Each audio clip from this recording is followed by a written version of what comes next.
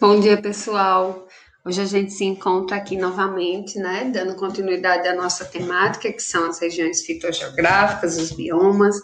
Hoje a gente vai falar um pouquinho de biomas que são bem mais assemelhados para a gente, que são os biomas brasileiros.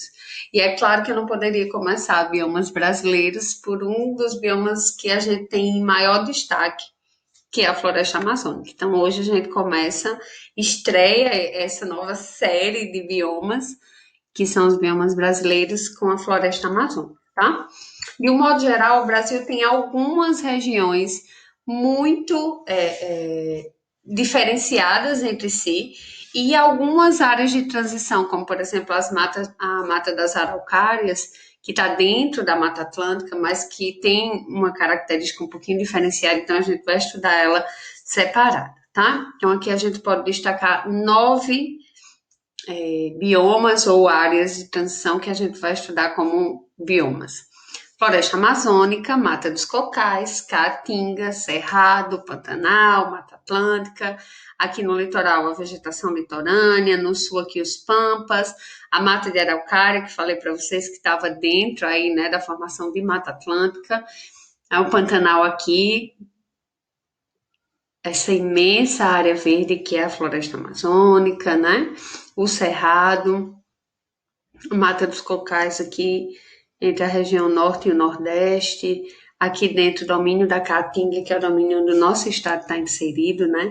Enfim, então o Brasil tem toda essa diversidade, olha só, toda essa diversidade de bioma, diversidade de vegetação, da fauna, né? Uma riqueza muito grande de ambientes naturais que abrigam, né, dentro das suas características próprias, vegetação muito exclusiva, uma fauna, né, muito exclusiva, climas diferentes, né, isso influencia, claro, em culturas diferentes dentro do próprio bioma, né, é bem interessante. E por que isso acontece?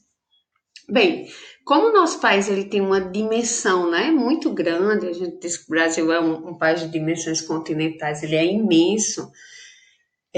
A gente passa por algumas áreas, né, e algumas áreas climáticas. Então, por exemplo, a gente tem aqui em cima a linha do Equador, né, que está associado com um clima muito mais quente, com a incidência maior dos raios solares. E aqui embaixo a gente tem um Trópico de Capricórnio e uma zona ainda aqui no sul subtropical, né, que vai ter uma característica mais temperada. Então, invernos mais frios, mesmo um clima mais ameno. Enfim, então por causa dessa distribuição aí da área, né, do nosso país, nós somos agraciados, digamos assim, com várias regiões climáticas diferentes e aí várias regiões fitogeográficas diferentes, que são os nossos biomas, né?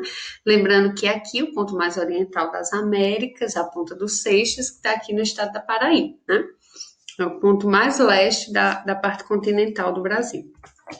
Então, finalmente, né, a gente já explicou um pouquinho sobre Brasil e os seus biomas, vamos entrar em floresta amazônica. A floresta amazônica é conhecida mundialmente, né? Lá fora ela é chamada de rainforest, porque ela tem uma grande pluviosidade, assim, grande, né? Muitas chuvas, em alguns períodos chuvas torrenciais, muita chuva mesmo. E é uma floresta tropical, uma das maiores florestas tropicais do mundo e ela abriga, assim, é o berço, né, de uma grande diversidade de animais. Então, a biodiversidade aqui é imensa. E aí a gente não está falando só de animais de grande porte, por exemplo, como os mamíferos, né, mas é insetos, invertebrados, fungos, dentre outros seres vivos que estão nesse ambiente, tá? O Brasil tem 69% aproximadamente do território da Amazônia. O resto da área é internacional, que é a Amazônia brasileira e a Amazônia internacional. Então, a gente tem a Amazônia aqui na Guiana Francesa, no Suriname, na Guiana, na Venezuela, Colômbia, Equador, Peru e Bolívia. Todos esses países têm um pedacinho da Amazônia, né? Mas 69% dela está no território brasileiro. E a parte que está no território brasileiro, ela é imensa e ela vai se espalhar por alguns estados, né? desde aqui do Maranhão, né, Tocantins, Pará, Amapá, Roraima, Acre, o estado do Amazonas, Rondônia e Mato Grosso. Então, quando a gente fala na floresta amazônica, como a gente tem o estado do Amazonas, muitas vezes a gente confunde um pouquinho como se a floresta amazônica tivesse contida só no estado do Amazonas, mas não, né?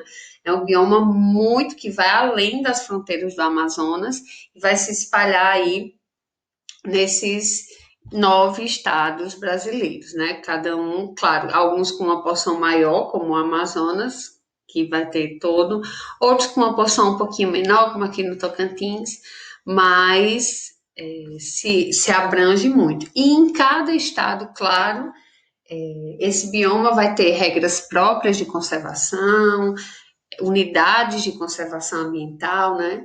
Então, é um bioma que tem uma certa complexidade para se regir, né? Porque cada estado tem as suas leis estaduais, mas a gente tem leis federais que regulamentam a exploração e o uso da Amazônia como um todo, né?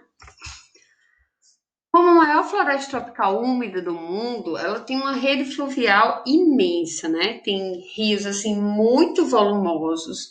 E aí isso leva a outros processos, como por exemplo, uma grande taxa de evaporação e um grande acúmulo de vapor de água na atmosfera, né? Isso faz com que a Amazônia ela orquestre, como vocês estão vendo aí, a distribuição de chuvas em quase metade da América Latina. Esse fenômeno ocorre, vou passar um pouquinho sobre o clima, da seguinte forma, né? A gente chama de rios voadores. Então, a água do oceano evapora, a gente está numa área aqui, né, nessa parte aqui mais equatorial, entre o clima equatorial e tropical, então uma incidência enorme de raios solares, essa água evapora, né, forma as nuvens são carreadas pelo vento, chega na Amazônia, chove muito, essa água infiltra o solo, as árvores puxam essa água do solo e devolvem para a atmosfera na forma de transpiração. Então, a evapotranspiração da floresta vai reciclar essa água, vai retirar ela do solo e vai colocar ela de volta na atmosfera, formando nuvens que são, né, levadas por quilômetros e batem aqui, ó, nas cordilheiras e aí são, né, direcionadas aqui para o sudeste e para o sul. Então, esses rios, que são os rios voadores, os rios suspensos que vêm da Amazônia, eles abastecem de chuva áreas da América Latina, né, e o nosso sul e nosso sudeste e o sul do país. Então, é muito importante, né? Vejam como ela regula, de uma certa forma, esse clima e a passagem de chuva também por outras regiões. O clima predominante é o equatorial quente e úmido, né? E é uma característica das florestas tropicais, né? Esse clima quente e úmido, a umidade na floresta tropical é muito grande. Então, tem rios de grande porte, como o Rio Amazonas, por exemplo, mas também desaguam nessas bacias outros rios de grande porte, como o Xingu, por exemplo. Isso faz com que algumas localidades dessa floresta estejam alagadas ou alagadiças, né? E que alguns rios continuem sempre, sempre, sempre cheios. A gente não tem um período de seca desses corpos aquáticos. Então, para quem está se perguntando ainda, né, como que a Amazônia vai influenciar no clima, além desse transporte, né, de vapor de água, formação de nuvens, chuvas, enfim, é, como a gente tem na evaporação, né, a evapotranspiração, a umidade do ar mais alta, ocorre a formação de nuvens, que são nuvens que a gente chama nuvens mais baixas, mais próximas, e aí essas nuvens descarregam as suas chuvas, né, de uma forma mais branda, e aí trazem água num ritmo que a Terra consegue absorver. E isso vai mantendo esse clima constante, né, ameno, úmido. Quando a gente retira a cobertura vegetal, retira as florestas, por exemplo, a incidência da radiação solar é muito maior diretamente no solo, e aí vai deixar a temperatura mais elevada, a umidade do ar vai dar uma caída. Então, as florestas elas contribuem muito no processo climático, seja pela umidificação do vapor de água, né? Traz para o ar, seja retendo mais água nos solos para deixar esse clima um pouco mais ameno, né? A fauna da Amazônia é riquíssima, né? A biodiversidade que existe lá. Então, vários tipos de animais, é o lar de muitas espécies de mamíferos, não só da onça, né? Muitas espécies de aves, aves exóticas, como as araras, vários tipos de araras, tucanos. A gente tem também botos, dentre animais de outras classes, como por exemplo répteis, muitos tipos de peixes, né? Já que a gente tem um ecossistema límbico aí bem colocado.